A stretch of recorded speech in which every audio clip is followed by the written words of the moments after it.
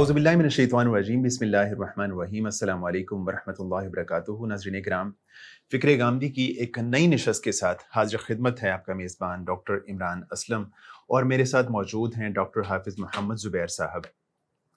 नाज़रीन किराम, आज की जो हमारी नशस्त है इसका मौज़ू वो गामदी साहब का जो एक ओपिनियन है मौसीकी के हवाले से, उसको हम मौज़ूए बहस बनाएंगे और मौसीकी पे उनकी क्या राय है उस पे बात करने से पहले ज़रूरी है कि ये समझा जाए कि गामदी साहब ने हिल्लत व हुर्मत से मुतालिक क्या बुनियादें और क्या उसूल बताए हैं।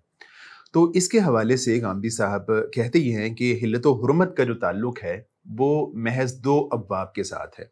या तो इसका ताल्लुक़ जो है वो ख़ुर व नोश की चीज़ों के साथ होगा, या फिर इसका ताल्लुक़ अखलाकियात के साथ होगा।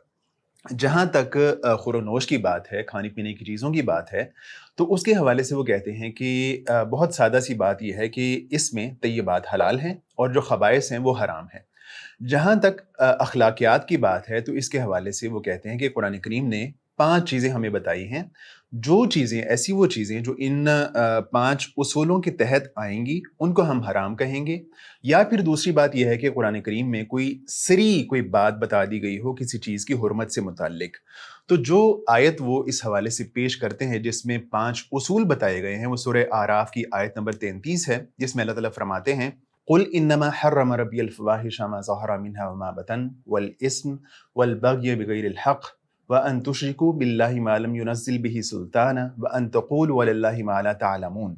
तो इस आयत के हवाले से गांधी साहब कहते हैं कि इस आयत में अल्लाह ताला ने 5 उसूल बताए हैं। पहला है फ़हाशी, दूसरा है हक़ तलफ़ी, तीसरा है बग़य बिग़ैरिल हक़, चौथी है शिर्क, और 5वीं चीज़ है बिदअत। गांधी साहब कहते हैं कि जो ऐसी वो चीज़ें जो कि इन 5 उसूलों के तहत आएंगी, उनको हम हराम कहेंगे।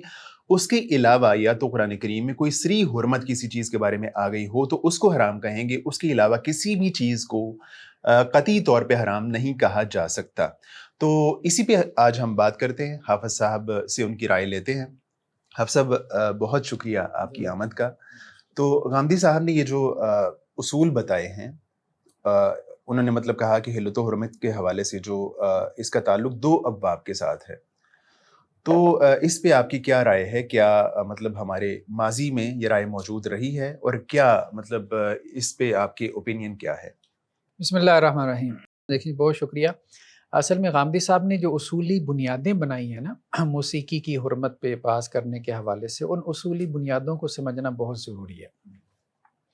फिर उसके बाद जो कुरान की आयात हैं या अहादीस हैं, स्पेसिफ़िक आयात हैं या अहादीस हैं जो मौसीकी की हिल्लत या हुर्मत के हवाले से बयान की जाती हैं, तो उसको इंशाल्लाह हम एक नेक्स्ट एपिसोड में डिस्कस करेंगे। क्योंकि गामदी साहब के यहाँ भी पहले उसूल हैं, फिर फ़ुरूआत हैं। वो कहते हैं जी हमारा ये नैरेटिव है, आप इसको एड्रेस करें। एक उनका उसूली निज़ाम है, सिस्टम थॉट है। देखिए, बात यह है कि उनका जो उसूली निज़ाम है ना, एक बात तो ये है कि उसमें बहुत से फ़्लॉज़ हैं, बहुत बुनियादी फ़्लॉज़ मौजूद हैं। एक तो अपना जो उसूली निज़ाम है उसकी जो बेस है ना, उन्होंने वो बहुत नैरो कर दी है। ठीक है, जैसे एक इमारत की बेस होती है, बेस जो है वो नीचे से नैरो है तो ऊपर आपकी इमारत भी नैरो ही रहेगी। तो अब वो ये जो कह रहे हैं कि हुर्मत का जो दायरा कार है, जो उसका मजाल है, ठीक है, वो दायरा कार जो है वो 2 चीज़ों में महदूद है, यानी खाने पीने की चीज़ें ख़ुर नोश, और दूसरा अखलाकियात। ठीक है, यानी हराम होने के जो अहकामात हमारी शरीयत में आए हैं वो या तो ख़ुर नोश से मुताल्लिक़ हैं या फिर अखलाकियात से मुताल्लिक़ हैं। आपने बेसी सारी जो है वो महदूद कर दी है। ठीक है, ये तो वही बात है, मुझे इस पे मुझे जो है वो इब्न इंशा की जो एक बात ज़हन में आती है कि दायरा जो है वो कई किस्म का होता है। एक वो दायरा है जो हम ज्योमेट्री में पढ़ते हैं, एक वो दायरा है जिसे इस्लाम का दायरा कहते हैं, और मौलवी साहब ने इस्लाम का दायरा इतना महदूद कर दिया, इतना छोटा कर दिया कि जिसमें सिर्फ वही बाकी रह गए, बाकी सारे उसमें से निकल गए। तो बेस जब आप इतनी छोटी कर लेते हैं तो ज़ाहिर बात है फिर मुहर्रमात का बयान जो है वो क्या होगा, महदूद हो जाएगा ना। आपने जो दायरा खींचा है कि इस दायरे के अंदर अंदर, मजाल इसी को कहते हैं ना, दायरा इसी को, इस दायरे के अंदर अंदर हराम है, इससे बाहर तो सारा हलाल है। अच्छा, अब आपने ये जो दायरा खींचा है किस बुनियाद पे खींचा है? क्या दलील है आपके पास कि 2 चीज़ों में जो है वो हराम है, बाकी किसी चीज़ में कोई हराम है ही नहीं? सूरह आराफ की आयत है ना 33। उसको हम बाद में डिस्कस करते हैं। पहले तो हम एक स्टेटमेंट देते हैं ना। स्टेटमेंट ये है कि हुर्मतें جو کہ شریعت کا موضوع ہیں، جو کتاب و سنت کا موضوع ہے، ان کا دائرہ 2 چیزیں نہیں ہیں، ان کا دائرہ 6 چیزیں ہیں۔ خور و نوش ہے، ٹھیک ہے، کھانے کے باب میں حرمتوں کا بیان ہے، ٹھیک ہے، جیسے خور و نوش میں اب آپ کہہ لیں کہ جی خنزیر کی حرمت ہے، قرآن نے بیان کی ہے۔ اسی طرح کتے کی حرمت ہے، ٹھیک ہے، وہ احادیث سے ہمیں پتہ چل جاتی ہے، ٹھیک۔ اس کے بعد اب آپ آ جائیں اخلاقیات کے اوپر۔ اخلاقیات کے باب میں بھی بہت سی چیزیں جو ہے وہ حرام ہیں، ٹھیک ہے، نو ڈاؤٹ حرام ہے۔ بدعہدی جو ہے اس کو حرام قرار دیا قرآن نے۔ جھوٹ کی حرمت ہے، ٹھیک ہے، اخلاقی مسئلہ ہے، لعنت اللہ علی الکاذبین۔ تیسری چیز جو اہم ہے وہ ہے معاملات، صحیح ہے، ٹھیک ہے، جیسے ہم فقہ کی کتابیں پڑھتے ہیں تو اس میں عبادات اور معاملات، یہ 2 بہت بڑی ڈومینز ہیں۔ اب معاملات کو سارے جو سوشل کانٹیکس ہیں، مثال کے طور پہ آپ نے اس کو ایڈریس ہی نہیں کیا، اس کو آپ نے اخلاقی معاملہ بنا دیا اور اس کی اہمیت اور جو سگنیفیکنس تھی اس کو آپ نے گھٹا دیا۔ بہت دفعہ میں ٹھیک ہے ایک معاملہ جو ہے وہ اخلاقی دائرہ کار میں بھی داخل ہو جاتا ہے، لیکن بہت دفعہ میں اس کا تعلق اخلاقیات سے علیحدہ ایک اپنی ایک پورے ڈومین اور مجال کے طور پہ جو ہے وہ معروف ہوتا ہے۔ مثال کے طور پہ جیسے دیکھیں نکاح، نکاح کیا ہے؟ ایک سوشل کانٹیکٹ ہے۔ اب اس سوشل کانٹیکٹ کے نتیجے میں کچھ حقوق پیدا ہوتے ہیں، ٹھیک ہے، آپ اب ان رائٹس کو آپ نے ادا کرنا ہے، کچھ رسپانسبلٹیز ہیں، ٹھیک ہے، اور رسپانسبلٹیز کو آپ نے ادا کرنا ہے، ٹھیک ہے۔ تو کانٹریکٹس کا معاملہ بہت اہم ہے۔ اب اس میں دیکھیں یہ جو اسٹیٹ اور ایک آپ کہہ لیں کہ جو اس کا شہری ہوتا ہے اس کے درمیان بھی ایک معاہدہ ہے۔ حدیثوں میں آتا ہے نا کہ حکمران کی اطاعت کرو، تو ایک سوشل کانٹیکٹ ہو رہا ہے نا آپ کے اور حکمران کے درمیان میں، ٹھیک ہے، کہ آپ نے اس کی اطاعت کرنی ہے، ٹھیک ہے۔ اب یہ سوشل کانٹریکٹ اس وقت بیعت کی بنیاد پہ وجود میں آ رہا تھا، آج آپ کہہ لیں کہ جی کانسٹیٹیوشن ہے، آئین ہے، لاز ہیں اس کی، تو کانٹیکسٹ جو ہے بہت بڑی ڈومین ہے، اس کی بہت بڑی ڈومین ہے، ٹھیک ہے، ایک فرد سے لے کے سوسائٹی، تو یہ سب معاملات کے تحت آتے ہیں، ٹھیک ہے۔ تو معاملات میں جو آپ وائلیشن کرتے ہیں شریعہ کی تو وہ حرمت کی باعث میں چلا جاتا ہے، ٹھیک ہے۔ پھر اس کے بعد عبادات، نہیں تو جو ان کے ہاں یہ جو آپ چیزیں بتا رہے ہیں ان کے ہاں وہ جو اصول ہے حق تلفی کا، تو مے بی اس میں وہ چیزیں ساری آتی ہیں معاملات سے متعلقہ۔ ہاں اس پہ ہم آگے چل کے گفتگو کرتے ہیں۔ چوتھی چیز جو ہے وہ عبادات ہے۔ عبادات میں تو انہوں نے ایک کیٹیگریکل اسٹیٹمنٹ دے دی، عبادات میں تو کچھ حرام ہی نہیں ہے، حالانکہ جس آیت سے استدلال کر رہے ہیں اس آیت میں موجود ہے کہ اللہ نے شرک حرام کیا مطلب جس آیت سے استدلال کر رہے ہیں کہ حرمت میں جو اصول ہیں وہ 5 ہیں، ٹھیک ہے، تو اس میں جو چوتھا اصول ہے سورہ اعراف کی آیت نمبر 33 میں، ٹھیک ہے، کہ اللہ نے کس چیز کو حرام قرار دیا؟ وَأَن تُشْرِكُوا بِاللَّهِ مَا لَمْ يُنَزِّلْ بِهِ سُلْطَانًا، اللہ نے شرک کو حرام قرار دیا۔ شرک تو مسئلہ عبادت کا ہے، مطلب شرک کیسے کہتے ہیں؟ شرک تو بیسیکلی ہے توحید الوہیت کا مسئلہ ہے، ٹھیک ہے، کہ اللہ کے ساتھ اس کی عبادت میں کسی اور کو شریک ٹھہرا لینا۔ تو گاندھی صاحب جب یہ بات کہتے ہیں کہ اس کا تعلق اس کے ساتھ عبادات کے ساتھ نہیں ہے حلت و حرمت کا، تو اس سے کیا مطلب ہوتا ہے؟ یعنی عبادات میں سب چیزیں جائز ہیں پھر ان کے ہاں؟ دیکھیں اصل میں وہ عبادات میں جو ہے وہ کس اعتبار سے کہتے ہیں، میں نے زیادہ ان کی بحث تو نہیں سنی کہ ان کا کانٹیکس کیا ہے۔ ہاں ان کی یہ جو 8 گھنٹے کی ویڈیو تھی مجھے خبیب بھائی نے شیئر کی تھی جو موسیقی کے اوپر تھی 8 گھنٹے کی، وہ خیر میں نے پوری سنی، اس میں کوئی ایسی بحث مجھے نظر نہیں آئی، ہو سکتا ہے کہیں اور انہوں نے کوئی اس حوالے سے بحث کی ہو، لیکن بہرحال یہ سٹیٹمنٹ ان کی ایک غلط سٹیٹمنٹ ہے کہ عبادات میں حرمت کا کانسیپٹ نہیں ہے۔ مطلب قواعد فقہیہ میں سے معروف قاعدہ آپ کو بعض فقہا کے یہاں مل جاتا ہے کہ عبادات میں اصل حرمت ہے، معاملات میں اصل کیا ہے؟ عبادت ہے، ٹھیک ہے، تو اس لیے حرمت کا کانسیپٹ ہے عبادات کے ساتھ ہے، بالکل ہے، ٹھیک ہے، صحیح۔ اچھا اس کے بعد اقوال اور اعمال کی بات آ جاتی ہے، ٹھیک ہے۔ اقوال میں بھی کچھ اقوال ایسے ہیں، اب یہاں پہ دیکھیں نا، وَأَن تَقُولُوا عَلَى اللَّهِ مَا لَا تَعْلَمُونَ، 5ویں چیز جس کو سورہ اعراف کی آیت نمبر 33 میں حرام قرار دیا گیا، غامدی صاحب نے اس کا ترجمہ کر دیا بدعت حرام ہے۔ اچھا بدعت تو اصل میں مسئلہ ہی عمل کا ہے، اصلاً بدعت جو ہے وہ عملی مسئلہ ہے، ٹھیک ہے، قولی بھی بدعت ہوتی ہے، وہ ٹھیک ہے، جب بدعت کو آپ کیٹیگرائز کرتے ہیں تو اس میں کچھ قولی ہوتی ہے کچھ عملی ہوتی ہے، لیکن اصلاً جو بدعت جس کو ہم اس کا جو عرفی معنی ہے وہ تو عمل سے متعلق ہے نا۔ اور یہاں پہ قرآن کیا بات کر رہا ہے؟ وَأَن تَقُولُوا عَلَى اللَّهِ مَا لَا تَعْلَمُونَ، قرآن تو اس کو قول بنا رہا ہے، تو اصل میں قرآن نے تو یہاں قول کی حرمت قرار دی۔ قول یعنی اللہ کے اوپر بغیر جانے بوجھے، بغیر جو ہے وہ کسی دلیل کی کوئی بات کہہ دینا، جیسے وہ اللہ کا پارٹنرز بنا لیتے تھے۔ اصل میں تو یہ شرک کے کانٹیکس میں بات ہو رہی تھی نا، وہ جو کہتے ہیں جی نظم قرآن سے ہمیں جو ہے وہ معنی بیان کرنا چاہیے، تو نظم قرآن کے مطابق تو معنی بیان ہی نہیں کر رہا ہے یہاں. وان تقولوا علی اللہ، اس سے مراد کیا ہے؟ اس سے مراد یہ ہے کہ وہ جو اللہ کے اوپر جھوٹ گھڑتے تھے، اللہ کے شریک اور پارٹنرز انہوں نے بنا لیے تھے، تو یہ ان کا آپ کہہ لیں کہ جی ایک موقع. تو قول کی حرمت، اقوال میں سے بعض اقوال کے ہیں ان کی حرمت ثابت ہے. اسی طرح اعمال کی حرمت ہے، بہت بڑی ڈومین ہے. معاملات میں اور اعمال میں فرق ہے.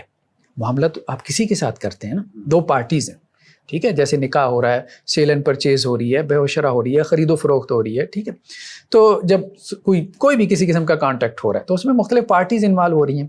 اعمال کا تعلق تو فرض سے ہے، ٹھیک ہے. اب جیسے قتل ہے، قتل کی حرمت ہے، کسی جان کو بلا وجہ جو ہے وہ قتل کر دینا، اس کی حرمت ہے. تو بہت سارے اعمال ہیں، تو اعمال بھی ایک بہت بڑا دائرہ کار ہے کہ بہت سے اعمال کو جو ہے وہ ہماری شریعت میں حرام قرار دیا گیا. تو بیسیکلی دائرہ کار جو حرمت کے ہیں وہ 2 نہیں ہیں، وہ 6 ہیں. اب صحیح بیس بنی ہے. اس بیس کے اوپر جب آپ ایک اصولی عمارت کھڑی کریں گے حرمت کی، تو پھر صحیح معنوں میں آپ کو شریعہ کا کانسیپٹ جو ہے وہ حلال و حرام کا سمجھ میں آئے گا. صحیح. تو یہ 6 جو آپ اصولی باتیں بتا رہے ہیں، کائنڈلی ریپیٹ کر دیں گے یہ والی. جی. ایک تو خور و نوش، ٹھیک ہے، اس میں حرمت ہے، بہت سی مثالیں موجود ہیں. اخلاقیات میں. تیسرا معاملات میں، جن کو ہم کہہ رہے ہیں کانٹیکس، عام طور پہ فقہ کی کتابوں میں اس کو کانٹیکس کے ضمن میں لے کے آیا جاتا ہے، ٹھیک ہے، سوشل کانٹیکس آپ کہہ لیں. چوتھا عبادات، اور پانچواں اقوال، اور چھٹا اعمال. اعمال ہم نے کہا کہ معاملات سے علیحدہ ہے، کہ معاملات بیسیکلی ٹرانزیکشن ہے 2 یا 2 سے زیادہ افراد کے درمیان میں ایک معاملہ ہے، اور اعمال ایک فرد واحد کا جو عمل ہے. صحیح ہے. تو اس کا بھی وہ اللہ کے ہاں جو ہے وہ ریسپانسیبل ہے. ٹھیک ہے. آپ سب دوسری بات یہ ہے کہ یعنی غامدی صاحب نے 5 اصولی باتوں کا تذکرہ کیا یا اصول 5 بتائے ہیں جو سورہ اعراف کے آیت نمبر 33 ہے اس کے حوالے سے.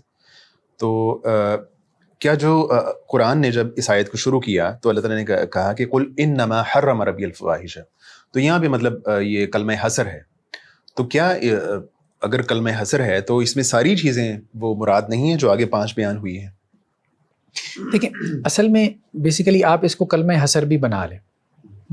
اس پہ ہم علیحدہ گفتگو بھی کریں گے کہ بہت دفعہ قرآن مجید میں حصر کا مفہوم حقیقی نہیں ہوتا، مجازی ہوتا ہے. قل انما یوحى الی انما الہکم الہ واحد.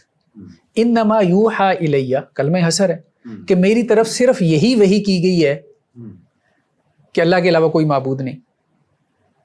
اگر یہاں حصر حقیقی کا مفہوم لیں گے تو کیا صرف وہی اس کے علاوہ کوئی نہیں ہوگا، اس کے علاوہ کوئی وحی نہیں آئی کیا توحید کے بیان کے علاوہ؟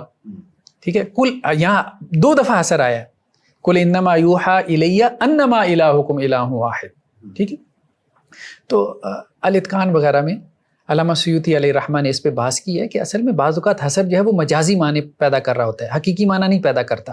تو اس لیے ایک بات تو یہ درست نہیں ہے کہ جی یہاں پہ اگر حصر آ گیا، جیسے انہوں نے جہاں پہ بھی انما آیا نا تو غامدی صاحب نے اس کو حقیقت کے معنی میں لے کے جو ہے وہ اس سے حقیقی معنی جو ہے وہ ڈرائیو کرنا شروع کر دی. حالانکہ بہت دفعہ قرائن موجود ہوتے ہیں، وہ قرائن یہ بتا رہے ہوتے ہیں کہ یہاں حقیقی نہیں مجازی معنی مراد ہے. چلیں بہرحال ابھی ہم اس کو اس معنی میں رکھتے ہیں جس معنی میں غامدی صاحب لے. اچھا اسی معنی میں رکھتے ہیں کہ یہاں حصر حقیقی مراد ہے. صحیح ہے. اچھا جب حصر حقیقی مراد لے لیا، اب اس کے بعد بحث کیا پیدا ہوئی؟ بحث یہ پیدا ہوئی کہ جو ایک اینک لگائی ہے چیزوں کو دیکھنے کے لیے، اینک سے مراد پرسپیکٹو، ٹھیک ہے. بعض اوقات ایک اینک لگا لینے سے ظاہری بات ہے چیزیں مختلف طرح سے آپ کو دکھتی ہیں. تو اب جو انہوں نے ایک اینک لگائی ہے، وہ اینک انہوں نے پہلے سے یہ لگا لی ہے کہ جی یہاں اس آیت میں صرف اخلاقی حرمتوں کا بیان ہے. صحیح ہے. اینک یہ لگا لی کہ اس آیت میں صرف اخلاقی حرمتوں کا بیان ہے. حالانکہ یہ اینک غلط ہے بالکل، یعنی یہ پرسپیکٹو اس آیت کو دیکھنے کا بالکل غلط ہے. خود آیت اس کے خلاف جا رہی ہے کہ اس آیت میں صرف اخلاقی حرمتوں کا بیان نہیں ہے. صحیح ہے. یعنی اس میں وہ شرک بھی ہے. ہاں اس میں وہ جو 6 حرمتیں ہم نے بیان کی ہیں کہ حرمتوں کے یہ جو دائرہ کار ہیں 6، وہ 6 کے 6 اس آیت میں موجود ہیں. اچھا ٹھیک ہے. تو اگر آپ نے حصر حقیقی بھی لے لیا، ٹھیک ہے، تو بس آپ کی جو اینک آپ لوگوں کو پہنا کے یہ آیت پڑھوا رہے ہیں، وہ اینک اتارنے کی دیر ہے. ٹھیک ہے. اور آپ آیت کو اس کے اصل کانٹیکس میں رکھ کے جب سمجھنے کی کوشش کریں گے اور اپنی عقل استعمال کریں گے تو آپ کو یہ 6 کے 6 دائرہ کار اس آیت میں نظر آئیں گے. مثال کے طور پہ یعنی اس کو اگر ہم کلمہ حسر مان بھی لیں تو چیزیں اسے صحیح ڈرائیو کرنی چاہیے. ہاں مطلب غامدی صاحب نے تو یہ کہا نا کہ اس آیت میں صرف اخلاقیات کا بیان ہے. ہاں اخلاقیات سے متعلق اصول خمسہ جو ہاں یہ جو اصول خمسہ ہیں، جو 5 قسم کی حرمتیں ہیں، یہ سب اخلاقیات کے دائرے کی ہیں. ہاں ہم کہہ رہے ہیں کہ نہیں، یہ 6 دائروں کی ہیں. صحیح ہے. کیونکہ غامدی صاحب نے ترجمہ غلط کیا. ایک تو پرسپیکٹو یعنی اینک غلط پہنا دی اپنے لسنرز کو، اور دوسرا اس کے تراجم جو ہے وہ ٹھیک نہیں کیے. صحیح ہے. اچھا اب ہم آتے ہیں اس آیت کی جو طرف. آپ نے جو 6 چیزیں بتائی ہیں تو وہ 5 چیزیں وہی ہیں اور ایک اضافی ہے یا وہ چینج ہے، ان میں کوئی فرق ہے؟ جو 5 چیزیں جو انہوں نے بتائی ہیں وہ 5 چیزیں صحیح ہیں یا ان میں نہیں؟ دیکھیں کچھ انہوں نے جو 5 چیزیں بتائی ہیں نا، وہ 5 چیزیں انہوں نے اس کا ترجمہ اس طرح سے کیا کہ وہ سب اخلاقیات کے دائرے میں آ جائیں. ہاں صحیح ہے. ٹھیک ہے، ایسے ترجمہ کیا نا کہ وہ سب اخلاقیات کے دائرے میں آ جائیں. ہم یہ کہہ رہے ہیں کہ انہوں نے اس آیت کو ایک دائرے تک محدود کیا. ہم یہ کہہ رہے ہیں کہ یہ آیت اصل میں 6 دائروں کی حرمتوں کو بیان کر رہی ہے. 6 دائروں کی یعنی حرمتیں، اس میں عبادات بھی ہیں، ہاں اس میں معاملات بھی ہیں، اس میں اخلاقیات بھی ہیں، اور اقوال بھی ہیں، اقوال بھی ہیں، اعمال بھی ہیں. صحیح ہے. یہ ہم بات کہہ رہے ہیں. اب مثال کے طور پہ ہم اس آیت کی طرف آتے ہیں. سب سے پہلے تو کہا کل انما حرم ربی الفواحش، کہ اللہ نے فحش کو حرام قرار دیا. فحش کا تعلق اخلاق سے ہے. کلیئر ہے؟ ٹھیک ہے، بات واضح ہے. ٹھیک ہے، اس کے بعد اب آپ آئیں کہ اللہ سبحانہ و تعالیٰ آگے یہ کہتے ہیں کہ والبغی بغیر الحق. والبغی بغیر الحق، اس کا تعلق جو ہے وہ ظلم کے ساتھ ہے. صحیح ہے. ٹھیک ہے، مطلب جب آپ کسی کا حق ادا نہیں کرتے. ٹھیک، معاملات میں کیا ہوتا ہے، معاملہ ہوا میرے اور آپ کے درمیان میں. ٹھیک ہے، کوئی کانٹیکٹ وجود میں آتا ہے تو کچھ رائٹس اینڈ رسپانسبلٹیز پیدا ہوتی ہیں اس کانٹیکٹ کے نتیجے میں. ٹھیک ہے، میاں بیوی کے ہیں، حکمران اور رعایا کے ہیں، جو بھی ہے، بزنس پارٹنرز کے ہیں. اب اس میں اگر کوئی زیادتی کرے گا تو ہم اس کو کہتے ہیں حق تلفی یا ظلم یا تعدی. ٹھیک ہے، تو والبغی بغیر الحق، تو اس کا تعلق معاملات کے ساتھ ہے.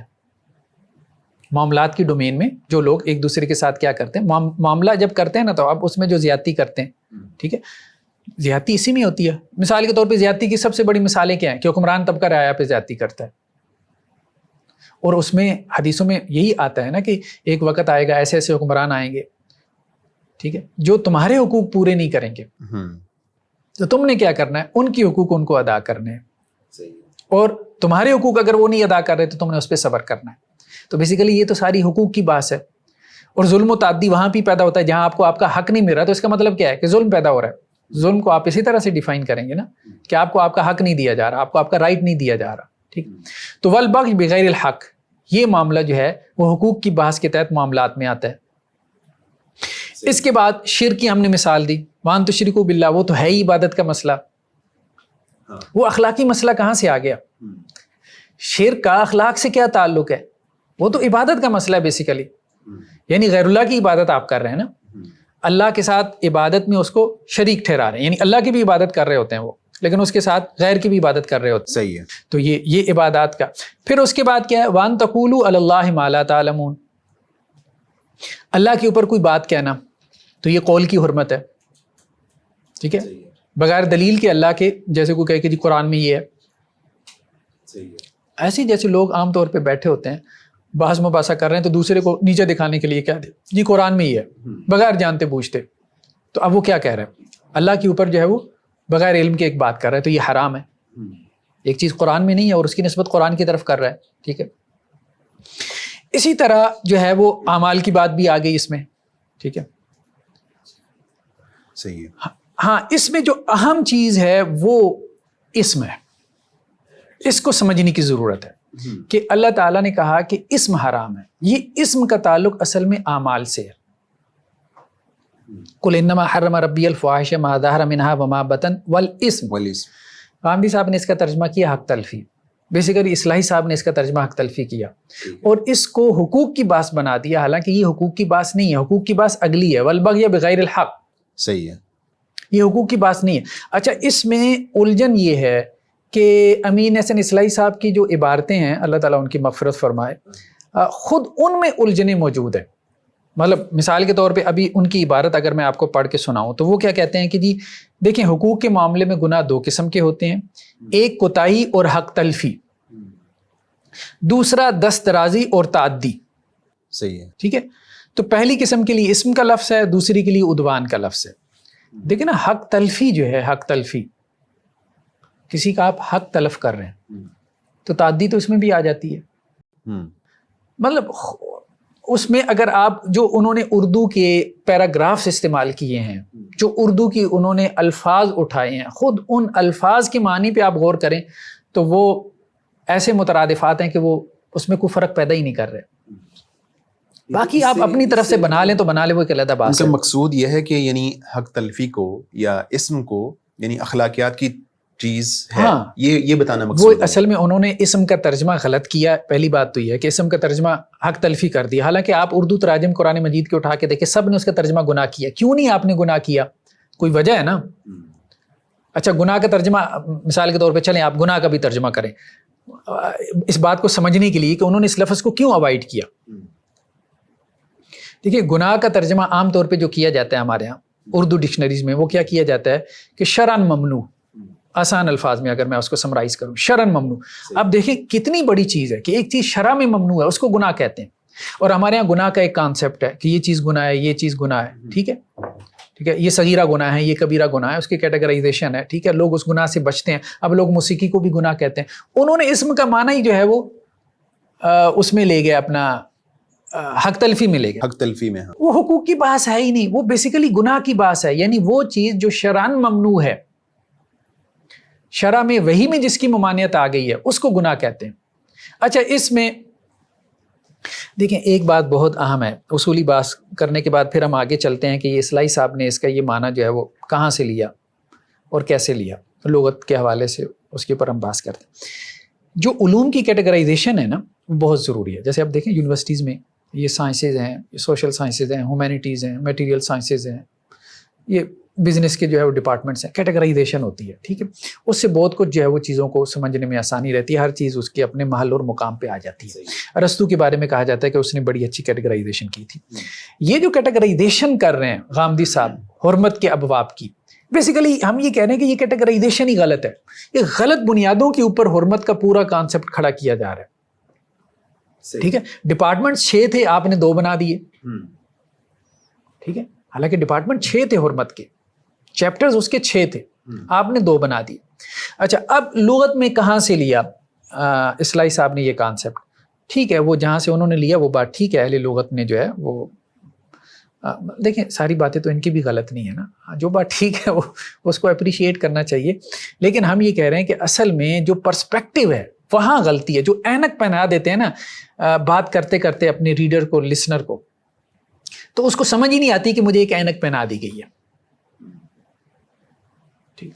مثال کے طور پہ اصلاحی صاحب یہ کہتے ہیں کہ جی لغت میں ہمیں ایک فریز ملتا ہے ناقۃ آثمہ, ایسی اونٹنی جو قافلے میں پیچھے رہ جاتی ہے, تھک گئی ہے, کمزور ہے, نحیف ہے, قافلے کے ساتھ چل رہی تھی, پیچھے رہ گئی, اس کو کہتے ہیں ناقۃ آثمہ. یہ وہی اسم والا آسمہ ہے. ہاں, اسم والا, ہاں اسم والا آسمہ ہے. اسم سے اسم الفاعل بن گیا نا, آسمۃ. ٹھیک ہے, اب وہ کہتے ہیں کہ جی یہ جو پیچھے جو اونٹنی رہ گئی, اب یہاں سے اس کو جوڑتے ہیں. اب یہاں سے جو آگے بات کر رہے ہیں وہ لغت میں نہیں ہے, یہ اب اینک پہنا رہے ہیں. وہ یہ کہہ رہے ہیں کہ حقوق کی ادائیگی میں جو پیچھے رہ جائے وہ آثم ہے. جیسے ناقۃ آثمہ پیچھے رہ جانے والی اونٹنی ہے, تو حقوق کی ادائیگی میں جو پیچھے رہ جائے وہ آثم ہے, گناہ گار ہے, ہم جسے گناہ گار کہتے ہیں. مسئلہ یہ ہے کہ حقوق کی ادائیگی میں یہ فریز آپ کہاں سے لے کے آئے؟ یہ تو لغت میں نہیں ہے, یہ آپ نے بیسیکلی اینک پہنائی ہے اپنے ریڈر کو اور اپنے لسنر کو. یعنی وہ اسم کا معنی جو ہے اپنی مرضی کا لینے کے لیے. ہاں, اپنی مرضی کا لینے کے لیے. حقیقت میں اس کا جو پرسپیکٹیو ہے, ہم اب ایک دوسری اینک پہناتے ہیں. اب وہ کہیں گے یہ آپ کی اینک ہے, ٹھیک ہے آپ کہہ لیں, لیکن ہم آپ کو دلیل دیں گے قرآن سے, اس اینک کی دلیل ہے جو ہم پہنا رہے ہیں. ٹھیک ہے, ناقۃ آثمۃ کا یہی معنی ہے, پیچھے رہ جانے والی اونٹنی, یہی معنی ہے اس کا. اہل لغت نے یہ بیان کیا. یہاں پیچھے رہ جانے سے مراد کیا ہے؟ جو خیر سے اور نیکی سے پیچھے رہ جائے. قرآن نے اس کو اس معنی میں استعمال کیا. صحیح, خیر اور نیکی سے پیچھے رہ جانے کے معاملے میں جو اللہ کے حکم, خیر اور نیکی کیا ہے؟ اللہ کا حکم.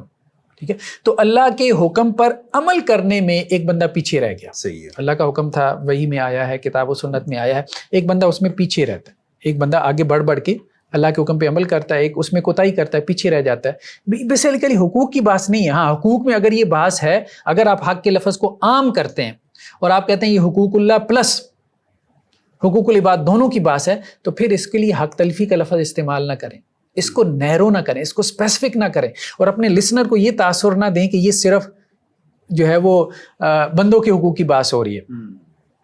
پھر آپ اس کے لیے گناہ کا لفظ استعمال کریں. واضح طور پہ جو سارے مترجمین نے کیا، آپ کو کیا مسئلہ ہے؟ اس کی تشریح میں آپ لکھ دیں کہ جی گناہ میں جو ہے وہ حقوق العباد بھی آتے ہیں، حقوق اللہ بھی آتے ہیں، بات ختم ہو گئی. یعنی وہ جو اصول خمسہ ہیں ان میں گناہ کا تذکرہ، گناہ کا تذکرہ کریں، گناہ کا تذکرہ کریں. دیکھیں جیسے قرآن میں ہے، ٹھیک ہے، قرآن میں یہ حق تلفی کے لیے استعمال ہوا ہے یہ اسم کا لفظ. جیسے انہوں نے ایک مثال بیان کی، فمن خاف من موص جنفا او اسما فاصلح بینہم فلا اثم علیہ. وصیت کرنے والے کے بارے میں کہا گیا، ٹھیک ہے، کہ اگر وہ وصیت میں کوئی مطلب ڈنڈی مارتا ہے، ٹھیک ہے، یا کوئی گناہ کماتا ہے. اب یہاں گناہ سے کیا مراد ہے؟ کسی کا حق مارے گا، وصیت کو غلط طرح سے بیان کرتا ہے. مطلب ایک آدمی جاتے جاتے کوئی وصیت کر گیا، صحیح ہے، اور اب کوئی اور گواہ تو ہے نہیں، وہی آئی وٹنس تھا، موجود تھا، اس نے کہا کہ جی مرنے والے نے یہ وصیت کی، تو یہاں اسم کا لفظ آیا. تو اب وہ گناہ کیا کمائے گا؟ ظاہر بات ہے وصیت میں کیا کرے گا؟ گڑبڑ کرے گا تو کسی کی حق تلفی کرے گا. حق تلفی گناہ میں شامل ہے. ہم یہ بات کہہ رہے ہیں کہ ایک عمومی لفظ آپ استعمال کیوں نہیں کر رہے، آپ اس کا مجال جو ہے وہ محدود کیوں کر رہے ہیں؟ یعنی ہم یہ کہہ سکتے ہیں کہ حق تلفی اسم میں شامل ہے، بالکل شامل، لیکن محض حق تلفی اس کا مطلب نہیں ہے. محض حق تلفی لینے سے نا یہ تاثر پیدا ہوتا ہے کہ یہ حقوق کی بات ہے، اور حقوق کی بات جیسے کسی انسان کا حق تلف کرنا یا کسی انسان کے حق کی ادائیگی میں کوتاہی کرنا، آپ یہ مراد لے رہے ہیں اور اس کو اخلاقیات کی بحث میں گھسیڑ رہے ہیں. اصل میں بحث وہی ہے نا کہ ایک ذہن میں ایک سانچہ بٹھا لیا آپ نے کہ یہ ساری حرمتیں اخلاقیات کی ہیں. اب اس چیز کو پورا کرنے کے لیے، کیونکہ حق اللہ جو ہے، اللہ کا جو حق ہے، اس کو اخلاقیات کی بحث میں کیسے گھسیڑیں گے؟ نہیں نا گھسیڑ سکتے کہ اللہ کے حق میں کسی نے کوتاہی کی ہے، ٹھیک ہے. تو اب وہ ایک خامخواہ کا ایک تکلف کیا گیا. حالانکہ دیکھیں اب یہاں قرآن میں ایک جگہ پہ ذکر ہے، جب وہ منا میں حج کے موقع پہ منا میں حاجی جو ہے وہ قیام کرتے ہیں، ٹھیک، تو وہاں پہ کیا کہا گیا کہ فمن تعجل فی یومین فلا اثم علیہ. جو منا میں 2 دن قیام کرے واپس آ جائے تو اس پہ کوئی حق تلفی نہیں ہے، کوئی حق تلفی نہیں ہے، اس پہ کوئی گناہ نہیں ہے. مطلب کوئی گناہ نہیں ہے نا، کوئی حق تلفی. یہاں حق تلفی کیا چیز ہے کہ اس نے تیسرے دن جو ہے وہ منا میں قیام نہیں کیا، تو کون سی حق تلفی اس نے کی ہے؟ وہ ایک کار خیر سے پیچھے رہا ہے. کیا مراد ہے؟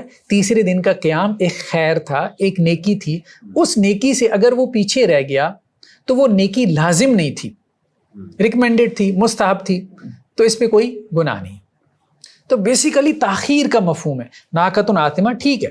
تو اس کانٹیکس میں یعنی نیکی سے کار خیر سے پیچھے رہ جانا، وہ نیکی کبھی فرض ہوتی ہے، کبھی مستحب ہوتی ہے، ریکمینڈڈ ہوتی ہے، تو اس کو ہم جو ہے وہ اسم کہہ دیتے ہیں. اس لیے ہمارے ہاں اسم میں 2 قسم کے جو ہے وہ کیٹیگرائزیشن ہے، گناہ صغیرہ، گناہ کبیرہ. صحیح ہے، ٹھیک ہے. اسی طرح سے قرآن مجید میں ایک اور آیت ہے کہ جہاں اللہ سبحانہ و تعالیٰ نے بر کے مد مقابل جو ہے وہ اسم کے لفظ کو اجاگر کیا. یہ بہت اہم ہے، وَتَعَاوَنُوا عَلَى الْبِرِّ وَالتَّقْوَىٰ وَلَا تَعَاوَنُوا عَلَى الْإِثْمِ وَالْعُدْوَانِ. ٹھیک ہے. تو اب بر کے نیکی کے مقابلے میں کیا ہے؟ گناہ ہے. ظاہری بات ہے، گناہ کا کانسیپٹ ہے. اسی طرح جو ہے وہ ایک اور آیت بہت اہم ہے، لولا ینہاہم الربانیون والاحبار عن قولہم الاسم. یہودیوں کے علماء پہ جو ہے وہ تنقید کی گئی، ان کے صوفیوں پہ، ان کے جو درویش تھے، کہ ان کے صوفی اور ان کے جو درویش ہیں اور ان کے جو علماء ہیں یہودیوں کے، وہ انہیں ان کی قولہم الاسم، یعنی اسم کو قول کہا گیا، یعنی اسم جو ہے وہ قولی بھی ہوتا ہے. جب گناہ کا کانسیپٹ لیں گے تو آپ یہی کہیں گے کہ جی گالم گلوچ کر رہا ہے تو گناہ کر رہا ہے، ٹھیک ہے، چغلی ہے، غیبت ہے، گناہ کا کام کر رہا ہے. عمل میں بھی گناہ ہے، قول میں بھی گناہ ہے.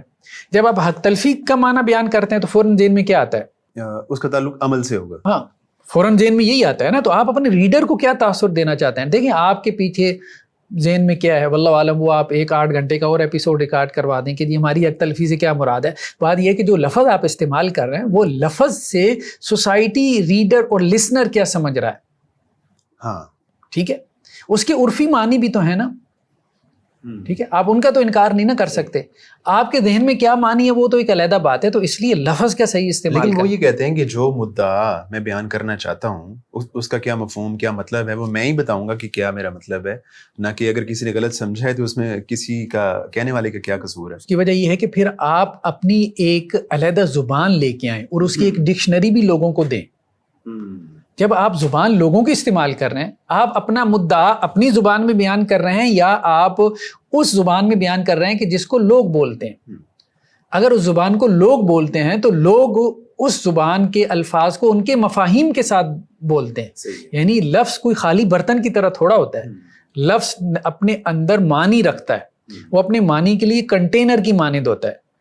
تو آپ پہلے لفظ اٹھاتے ہیں, اس میں سے معنی نکالتے ہیں, پھر اس میں ایک اور معنی ڈالتے ہیں, اور اب آپ کہتے ہیں کہ جی لوگ یہ سمجھیں کہ میں نے یہ لفظ کس معنی میں استعمال کیا. تو یہ مطلب کوئی لاجیکل بات ہے؟ تو جب وہ حق تلفی بولتے ہیں تو حق تلفی زبان کے ذریعے سے بھی تو ہو سکتی ہے نا, کسی کو مطلب گالم گلوچ ہم کرنا. یہ کہہ رہے ہیں کہ ایک لفظ کے عرفی معنی کیا ہوتے ہیں, ٹھیک ہے. جب حق تلفی کا لفظ استعمال کیا جاتا ہے لوگوں کو کیا بات سمجھ میں آتی ہے, جب گناہ کا لفظ استعمال کیا جاتا ہے تو کیا بات سمجھ میں آتی ہے. تو آپ ایک لفظ کو اوائڈ کر کے دوسری لفظ کی طرف کیوں جا رہے ہیں؟ اگر آپ کے خیال میں حق تلفی کی جگہ گناہ کا لفظ بھی ٹھیک ہے تو آپ نے کیوں نہیں استعمال کیا؟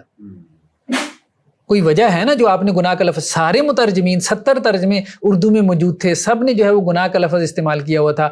آپ کو کیا پڑی تھی کہ آپ نے یہاں آ کے اس گناہ کے لفظ کی جگہ حق تلفی کا لفظ استعمال کیا؟ کیوں؟ وائی؟ کیا ڈفرنس آپ پیدا کرنا چاہ رہے تھے؟ تو وہ ڈفرنس سمجھ میں آ رہا ہے کہ کیا پیدا کرنا چاہ رہے ہیں, کہ وہ اصل میں حرمتوں کو اخلاقیات کے باب میں محدود کرنا چاہ رہے ہیں. صحیح ہے.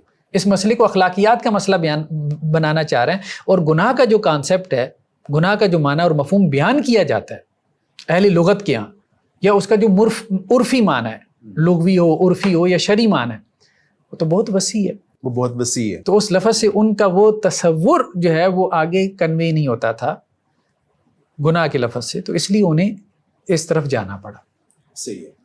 اس کے علاوہ ایک اور اہم بات ہے کہ قرآن نے قول کے اوپر بھی اسم کا اطلاق کیا, پھر قرآن نے احساسات اور جذبات کے اوپر بھی اسم کا اطلاق کیا, یعنی جسے مفعول القلوب کہتے ہیں, ایکشن آف دی ہارٹ.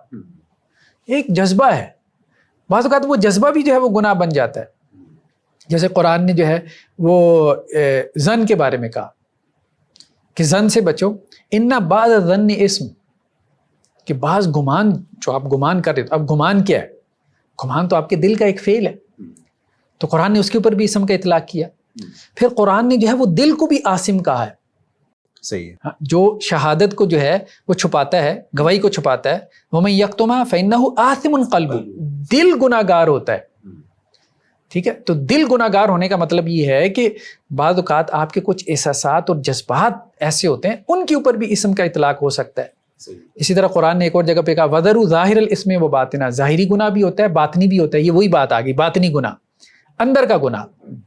ٹھیک ہے, یعنی ایک تو عمل کا گناہ ہے اور ایک دل کا گناہ ہے, قلب کا گناہ ہے. یعنی آپ کے خیال میں جو اسم ہے اس کا تعلق محض عمل کے ساتھ نہیں, اس کا تعلق عمل کے ساتھ بھی ہے, اس کا تعلق قول کے ساتھ بھی ہے, اس کا تعلق دل کے ساتھ, جذبات اور احساسات کے ساتھ بھی, اور بہت عام ہے. بلکہ آپ لغت میں اس کی مثالیں لینا چاہیں نا, جیسے ایک معروف شعر جو ہے وہ ہمیں تفسیری کتابوں میں ملتا ہے. ایک شاعر کا جو ہے وہ شعر ہے, شربت الاسم حتی ظل عقلی, میں نے اسم پیا, یعنی شراب پی.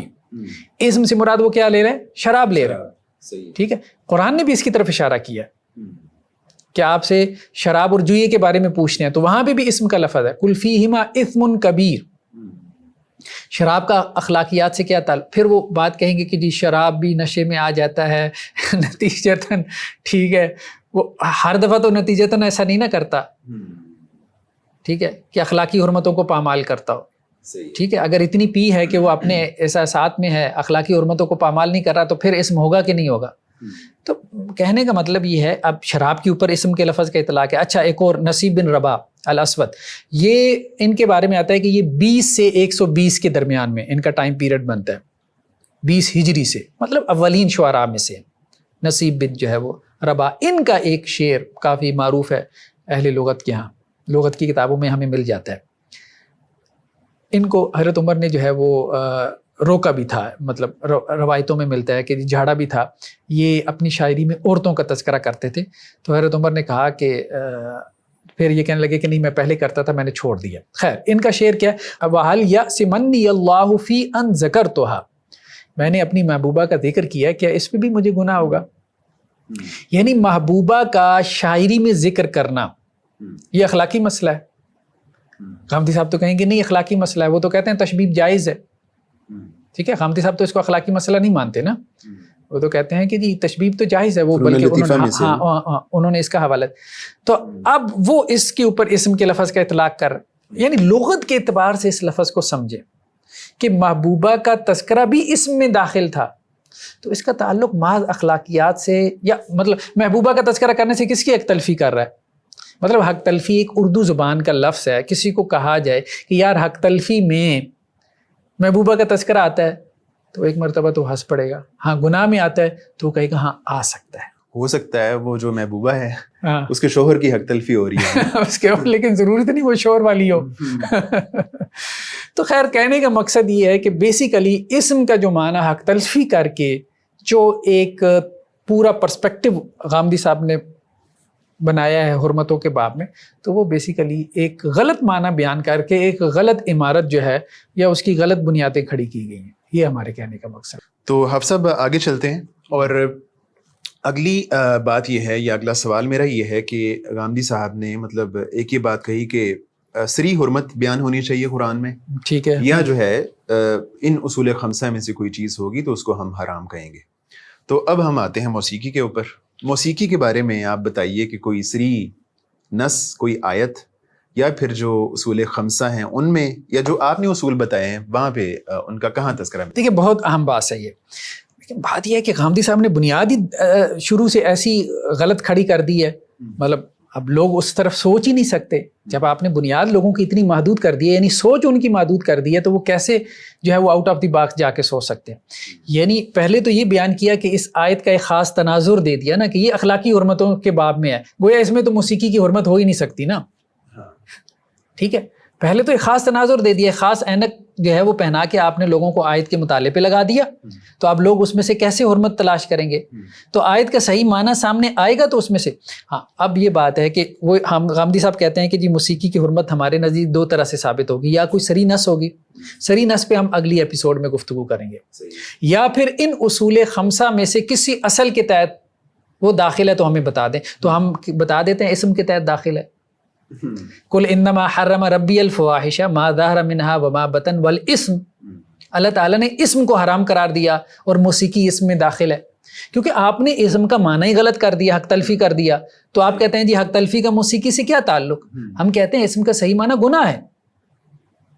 ٹھیک ہے, یعنی اسم کا مطلب ہے خیر سے, نیکی سے پیچھے رہ جانا. ناقۃ آثمہ, وہ اونٹنی جو کہ اپنے قافلے سے پیچھے رہ گئی, تو آثم وہ ہے جو خیر میں پیچھے رہ گیا.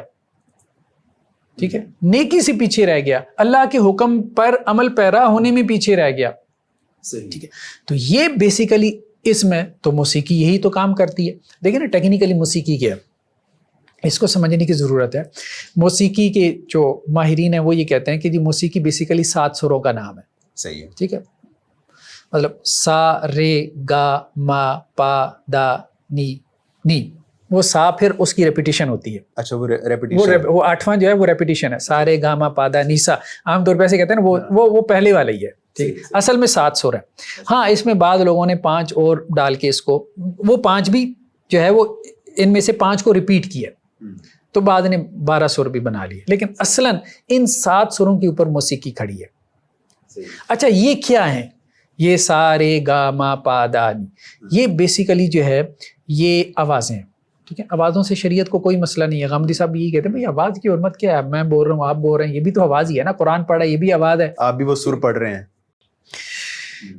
ہاں, اچھا, اب اس کو سمجھنے کی ضرورت ہے. جو اہل موسیقی ہے نا وہ یہ کہتے ہیں کہ بیسیکلی جو فریکوینسی ہے آواز کی فریکوینسی ہم کیسے کہتے ہیں, مطلب فزکس میں تو کہتے ہیں کہ جی velocity divided by wavelength. مگر ہم آسان الفاظ میں اگر ہم اس کو کہیں کہ میں جب بول رہا ہوں تو ایک ویو پیدا ہو رہی ہے نا, آواز جو ہے وہ ویو کی صورت میں آپ کے کانوں تک پہنچ رہی ہے. ٹھیک ہے, یہ ویو اس طرح سے نشیب و فراز پیدا کرتی ہے. ٹھیک ہے, اس کو ہم ویو لینتھ کہتے ہیں، ٹھیک ہے، آواز اس طرح سے ویو کی صورت میں آتی جاتی.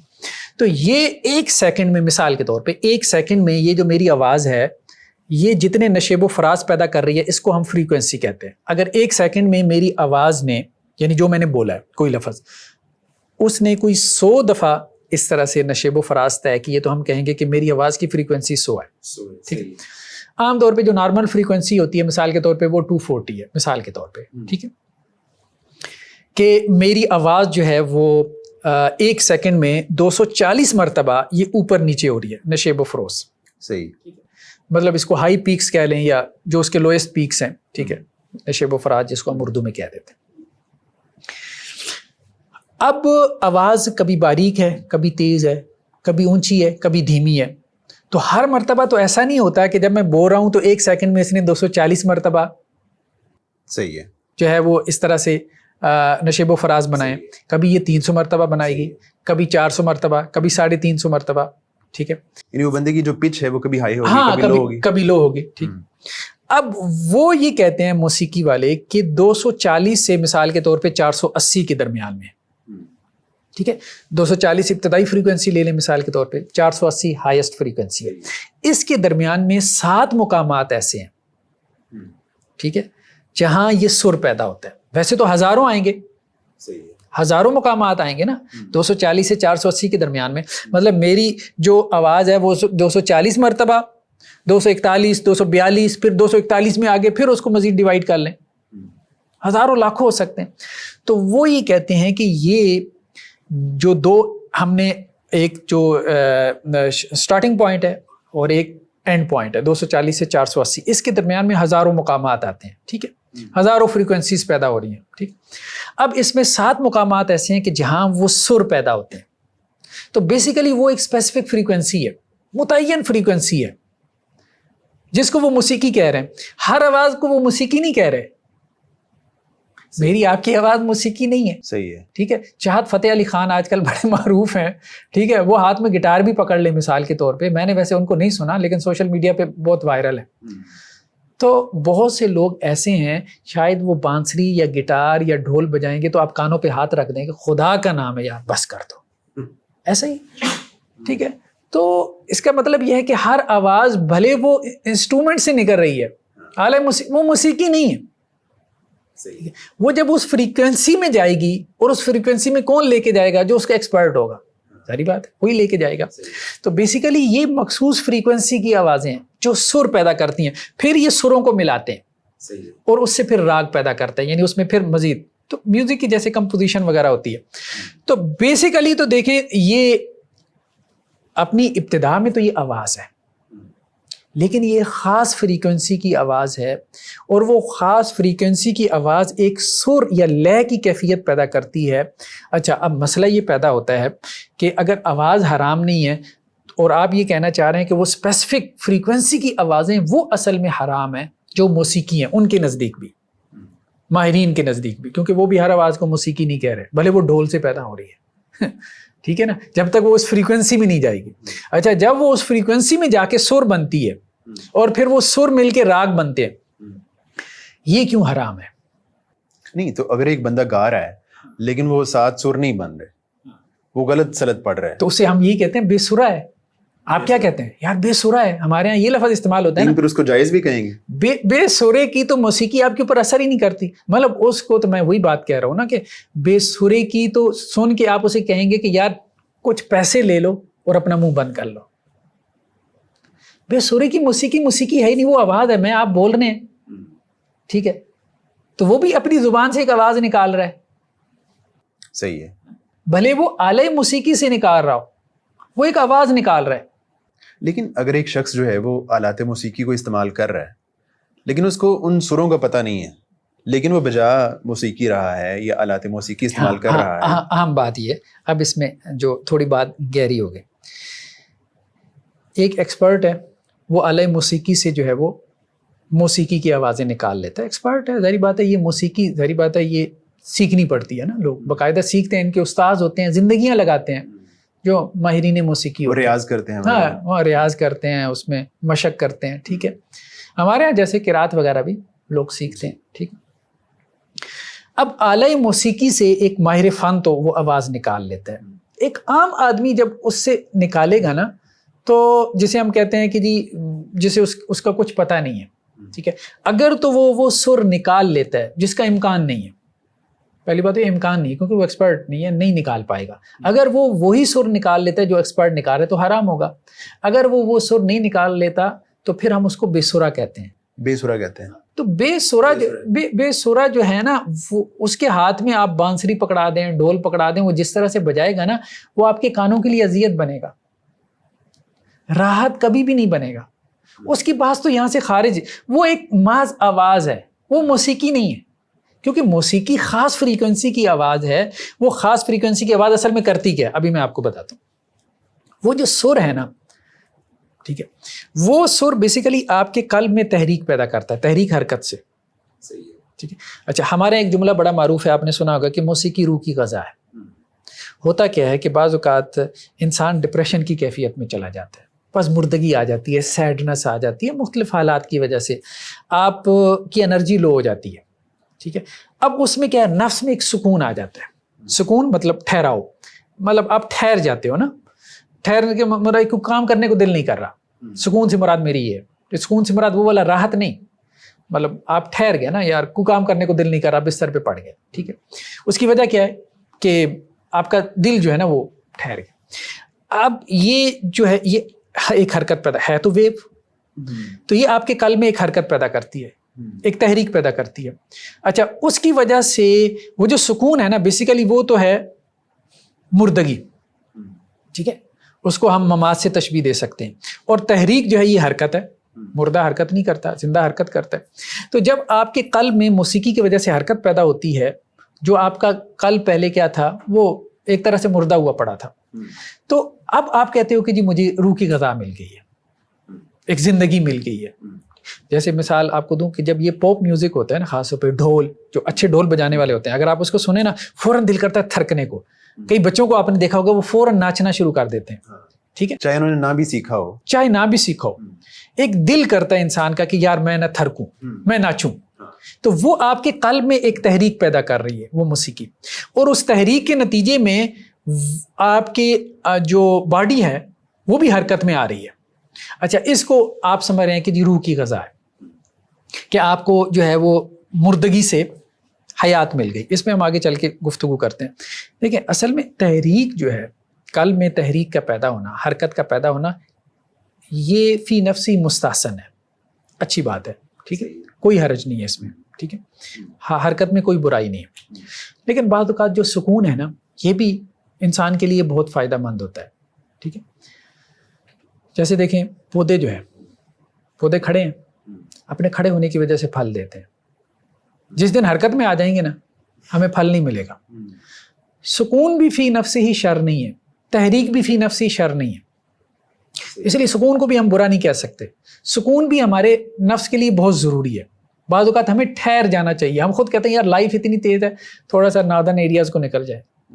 ٹھیک ہے، تھوڑا سکون لے لیں، ٹھیک ہے، بریک لے لیں، ٹھیک، تازہ دم ہو جائیں پھر. تو اس لیے ہم ابھی اس بحث میں نہیں جا رہے کہ بیسیکلی وہ سکون بھی شر نہیں تھا، لیکن انسان نے اس کو شر سمجھا. ٹھیک ہے، اور اس نے موسیقی کی طرف چلا گیا اور اس سے اپنے دل میں حرکت پیدا کی، اور اس نے اس کو سمجھا کہ جی اب وہ پزمردگی سے، سیڈنس سے وہ راحت اور اس میں آ گیا، زندگی میں آ گیا. کئی دفعہ ایسا بھی تو ہوتا ہے کہ وہ جو سانگ ہوتے ہیں وہ بندے کو سیڈ بھی کرتے ہیں. سیڈ بھی کرتے ہیں، ہم اس کی طرف بھی آتے ہیں. ہاں، اس کی طرف بھی آتے ہیں، وہ غزل کی طرف بھی آتے ہیں. اصل بات یہ ہے کہ موسیقی جو تحریک پیدا کرتی ہے، ہم یہ نہیں کہہ رہے کہ یہ حرکت پیدا کرنا یہ کوئی گناہ کا کام ہے. ٹھیک ہے، آپ کے دل میں حرکت پیدا ہوئی، یہ کوئی گناہ کا کام نہیں. ہم یہ دیکھیں گے کہ اس حرکت کی ڈائریکشن کیا ہے. صحیح ہے. مثال کے طور پہ کسی جو ہے وہ ٹیررسٹ نے کسی بندے کو سوسائڈ بمبنگ کے لیے موٹیویٹ کر لیا. تحریک تو اس نے بھی پیدا کی. سوسائڈ بمبر جو ہے، جو خودکش بمبار ہے، تحریک اس کے اندر ہے کہ نہیں ہے؟ اتنی ہے کہ وہ اپنی جان جو ہے وہ اس کو ٹوٹے ٹوٹے کرنے کو تیار بیٹھا. اس کو ہم پازیٹیو تحریک نہیں کہہ سکتے. اصل بات یہ ہے کہ مجرد تحریک جو ہے نا، ہاں، شریعت یہ کہتی ہے کہ قلب میں جو تحریک پیدا ہو وہ ڈائریکشن لیس نہیں ہونی چاہیے. ایک بات تو یہ، اگر ڈائریکشن لیس ہوگی تو فساد پیدا ہوگا. دوسرا یہ ہے کہ اس کی ڈائریکشن نیگیٹو بھی نہیں ہونی چاہیے. ٹھیک ہے, جو دوسروں کو انسپائر کر رہے ہیں یا آپ کے موٹیویشنل اسپیکر کیا کر رہے ہیں, آپ کے دل میں تحریک ہی پیدا کر رہے ہیں نا. اب بات ہے کہ تحریک فی نفسی کوئی چیز نہیں ہے. ہاں, تحریک کی ڈائریکشن سے یہ طے ہوگا کہ یہ تحریک صحیح تھی یا غلط تھی. تو بیسیکلی آلات موسیقی کی جو آواز ہے وہ قلب میں جو تحریک پیدا کرتی ہے, وہ تحریک آپ کو خدا سے دور لے کے جاتی ہے. یعنی خدا تک جو آپ کا ایک سفر جا رہا ہے اللہ کی طرف, اللہ سبحانہ و تعالیٰ کی طرف, اس میں آپ پیچھے رہ جاتے ہیں. صحیح ہے. وہی جو اسم کا معنی آیا تھا, یعنی ہر آدمی اللہ کی طرف ایک بندہ مومن سفر کر رہے ہیں نا. ٹھیک ہے, اس سفر میں بعض اوقات کیا ہے کہ آپ تھکی ہاری اونٹنی کی مانند ہو جاتے ہیں. صحیح ہے. آپ کے قدم کمزور پڑ جاتے ہیں, ڈگمگانا شروع ہو جاتے ہیں. تو اللہ کی طرف تقرب اللہ کا جو سفر ہے, جو منزلیں آپ طے کر رہے ہیں, اس میں آپ پیچھے ہو جاتے ہیں. یہ موسیقی سے ہوتا ہے. یہ مشاہدہ صرف میں نہیں ہے, میرا اپنی ذاتی آبزرویشن نہیں ہے, ہزاروں لوگوں کا یہ مشاہدہ ہے کہ موسیقی نے ان کو نیکی سے دور کیا. یعنی جو ان کا ریلیشن شپ تھا اللہ تعالیٰ کے ساتھ وہ کمزور پڑا. یہ تو بہت سارے لوگ مانتے ہیں اس بات. مطلب اللہ کے ساتھ ریلیشن شپ بھی کمزور پڑا, اور پھر جو وہ نیک اعمال کر رہے تھے, مثال کے طور پہ نماز ہے, کوتاہی پیدا ہو گئی. ٹھیک ہے, اسی طرح سے اور نیکی کے اعمال تھے جس میں کوتاہی پیدا ہو گئی. ٹھیک ہے, پھر یہ بھی تو دیکھیں نا کتنا گناہ موسیقی سے پیدا ہو رہا ہے. شراب کباب کی محفلیں موسیقی کے بغیر ہوتی ہیں, رقص و سرود کی محفلیں, مخلوط معاشرت کی محفلیں جو ہے وہ اس کے بغیر ہوتی ہیں. ٹھیک ہے, تو اس کے بعد زنا, اس تک بھی نوبت آتی ہے. ہمارے ہاں جو موسیقی رائج ہے, غامدی صاحب بھی کہتے ہیں یہ غلط ہے, جو فلموں کی موسیقی ہے. ٹھیک ہے, تو وہ اگر شروع میں ڈائریکشن ٹھیک تھی تو بعد میں کیسے غلط ہو گئی؟ ٹھیک ہے, تو وہ نتیجے کے اعتبار سے جہاں پہنچا رہی ہے وہ ایسے ہی نا. دیکھیں یہ موبائل فون ہے نا, تو موبائل فون سے بہت ساری قباحتیں جنم لے رہی ہیں. تو اب آپ اس کو یہ تو نہیں کہیں گے کہ اس کا جو ہے استعمال غلط ہے, نہیں کرنا چاہیے. تو پھر بات تو وہی ہوئی کہ اصلاً حرام نہیں ہے, استعمال کی بات ہے. نہیں, ہم یہ بات نہیں کہہ رہے, ہم یہ کہہ رہے ہیں کہ رسول اللہ صلی اللہ علیہ وسلم, غامدی صاحب کہتے ہیں کہ تبیین کرنے آئے تھے, قرآن مجید کی آیات کی تبیین کرنے آئے تھے اللہ کے رسول صلی اللہ علیہ وسلم. وانزلنا الیک الذکر لتبین للناس ما نزل الیہم. ٹھیک ہے, یہ آپ صلی اللہ علیہ وسلم کا فریضہ تھا. ہم یہ کہتے ہیں کہ آپ صلی اللہ علیہ وسلم نے تبیین کر دی. ٹھیک ہے, لفظ اسم کی آپ صلی اللہ علیہ وسلم نے تبیین کر دی. ٹھیک, اسم کی صورتیں جو ہے وہ آپ صلی اللہ علیہ وسلم نے واضح کر دی. ٹھیک, جب آپ صلی اللہ علیہ وسلم نے آلات موسیقی کو حرام قرار دیا, اس پہ ہم نیکسٹ ایپیسوڈ میں گفتگو کریں گے اس کی صریح حرمت کے حوالے سے, جو احادیث ہیں. آپ صلی اللہ علیہ وسلم نے جب آلات موسیقی کو حرام قرار دیا, ابھی ہم اس کی وزڈم کے اوپر گفتگو کر رہے ہیں, اس کی لاجک ریزن کے اوپر. جب آپ صلی اللہ علیہ وسلم نے آلات موسیقی کو حرام قرار دیا تو آپ صلی اللہ علیہ وسلم نے اصل میں اسم کی تبیین کی ہے, اور آپ نے یہ کہا ہے کہ ان آلات سے نکلنے والی جو آوازیں ہیں, جو سر ہیں, وہ غالب اور اکثر طور پہ, یعنی جب ایکسپرٹ ان کو بجا رہا ہوتا ہے, نان ایکسپرٹ نے کیا بجانا ہے گٹار. اچھا, جو نان ایکسپرٹ بھی ہے تو وہ ایکسپرٹیز حاصل کرے گا نا, وہ 6 ماہ 1 سال ریاض کرے گا نا, ورنہ تو کون اس کا سنے گا. ایسا ہی ہے, مطلب جو معروف ہیں سنگرز, صحیح بات ہے وہ ایکسپرٹ ہیں, انہوں نے اس کے اندر جو ہے وہ سال کا ریاض کیا. تو اس لیے غالب طور پہ چونکہ آلات موسیقی کو ایکسپرٹ ہی بجاتے ہیں, اور ایکسپرٹ جب اس کو بجاتے ہیں تو اس میں سے جو آوازیں نکلتی ہیں تو وہ انسان کے قلب میں جو تحریک پیدا کرتی ہیں وہ ایک نیگیٹو ڈائریکشن میں اس کو لے کے جاتی ہے, یا آپ یوں کہہ لیں کہ جی ڈائریکشن لیس ہوتی ہے. ٹھیک ہے, تو وہ یعنی خدا کی طرف تو اس کی ڈائریکشن ہوتی ہی نہیں ہے. اچھا, یہ صوفیوں نے ایک بحث پیدا کی ہے کہ موسیقی آپ کو خدا کے قریب کرتی ہے. صوفیوں نے کی ہے, متجددین نے نہیں کی. اور امام ابن تیمیہ کے تو خیر اس کے اوپر بہت سخت کمنٹ ہے کہ یہ کہنا کہ یہ خدا کی طرف لے کے جاتی ہے. اچھا, یہ دعویٰ تو کوئی بھی نہیں نہ کر سکتا, زیادہ سے زیادہ اس کو ڈائریکشن لیس کہیں گے آپ. جو ڈائریکشن لیس ہے تو اس کو تو آپ کوئی بھی ڈائریکشن دے سکتے ہیں. ہمارے یہاں ایسا نہیں ہے. دین میں ہر عمل جو مباح کے درجے میں بھی ہے اس کی کوئی نہ کوئی ڈائریکشن ہے جو آپ کو خدا کی طرف الٹیمیٹلی لے کے جاتا ہے. تو بیسیکلی یہ جو تحریک پیدا ہو رہی ہے آلات موسیقی کے ذریعے سے قلب میں, یا آلات موسیقی میں سے جو آواز اور سر پیدا ہو رہی ہے, یہ کم از کم ڈائریکشن لیس ہے, یا ہمارے نیریٹو کے مطابق تو نیگیٹو ڈائریکشن ہے. کیوں؟ اس کے نتائج یہ بتا رہے ہیں. اچھا, اس کو آپ یوں سمجھیں, مثالوں سے آپ سمجھیں. یہ ہمارے یہاں جو معروف سنگر تھا, کیا نام ہے, مائیکل جیکسن. ٹھیک ہے. مائیکل جیکسن کے جو شوز ہوتے تھے اس میں ایمبولینسز کھڑی ہوتی تھی, کیوں؟ ہارٹ اٹیک ہو جاتا تھا لوگوں کو. یعنی آپ کی ایموشنل ہیلتھ کے مسائل بھی پیدا کر رہے ہیں. یہ جو ہے موسیقی آپ کے ایموشنل ہیلتھ کے, دیکھیں نا انسانی جذبات میں افراط و تفریط تو ممنوع ہے نا. جذبے میں افراط و تفریط ظاہری بات ہے کہ وہ آپ اس کو امبیلنس کر رہے ہیں, اور اسلام ہمیں اعتدال اور دین وسط ہے اس کا حکم دیتا ہے اعتدال کی. تو جب افراط و تفریط ہوگی انسانی جذبات میں تو آپ کی ایموشنل ہیلتھ کے مسائل پیدا ہوں گے. تو آلات موسیقی اصل میں کیا کرتے ہیں, آپ کے جذبات میں ہلچل مچاتے ہیں, یعنی وہ جو سر اور راگ ہے. اور مثال کے طور پہ جو غزل ہے, غزل کیا کرتی ہے, وہی جو ابھی آپ بات کر رہے تھے, آپ کو ایک سیڈ موڈ میں لے جاتی ہے. یعنی شریعت ہمیں یہ نہیں کہتی کہ بیٹھے بٹھائے بھائی ہنسی خوشی آپ بیٹھے بٹھائے آپ ایک سیڈ موڈ میں چلے جاؤ. شریعت تو ہمیں یہ نہیں کہتی, اور اپنے لیے ایموشنل ہیلتھ کے مسائل پیدا کر لو. ٹھیک ہے. یا آپ جو ہے وہ بیٹھے بٹھائے جو ہے وہ موسیقی سننے کے بعد زیادہ سے زیادہ وہ غزل کی بحث ہی پیدا کرتے ہیں نا. تو اس لیے موسیقی کی جو ڈائریکشن ہے نا اس کی تحریک کی, وہ ڈائریکشن بیسیکلی نیگیٹو ہے. وہ شراب کباب زنا اور فحاشی اریانی کی طرف نہ بھی لے کے جائے, ویسے تو لے کے جا رہی ہے. وہ تو غامدی صاحب سے بھی جب سوال ہوتا تھا وہ یہ کہ 95% جو سوسائٹی میں فلموں گانوں کی موسیقی, یہی موسیقی مراد ہوتی ہے نا, تو غامدی صاحب بھی کہتے ہیں کہ یہ غلط ہے. وہاں جو ننگا ڈانس ہو رہا ہے وہ غلط ہے.